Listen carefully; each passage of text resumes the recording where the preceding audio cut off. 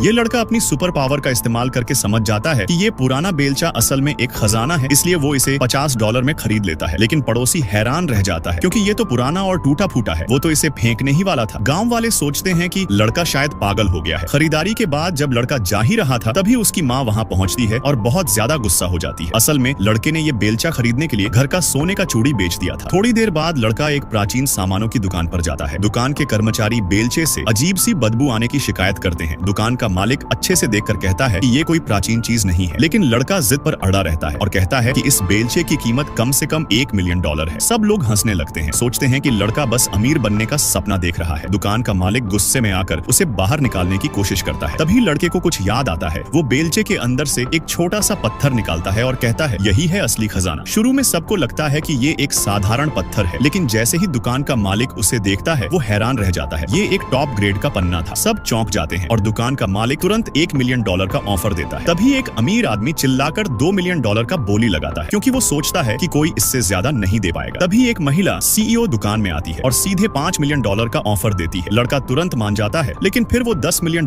की डील रखता है। वो कहता है कि वो उस CEO की कंपनी को $500 मिलियन के नुकसान से बचा सकता है। चारों ओर लोग हंसते हैं, सोचते हैं कि एक आम लड़का इतनी बड़ी बड़ी बातें कर रहा है। फिर वो महिला CEO उसे अपने घर पैसे देने के लिए ले जाती है। लड़का CEO के पिता के पास जाता है और कहता है कि उसे भविष्य देखने की शक्ति है। वो जानता है कि शेयर मार्केट बहुत जल्द क्रैश होने वाला है, लेकिन बूढ़े को उस पर विश्वास नहीं होता और उसे घर से बाहर निकाल देता है। लड़के के बाहर निकलते ही थोड़ी देर बाद सच में शेयर मार्केट क्रैश हो जाता है और वे लोग $500 मिलियन खो देते हैं।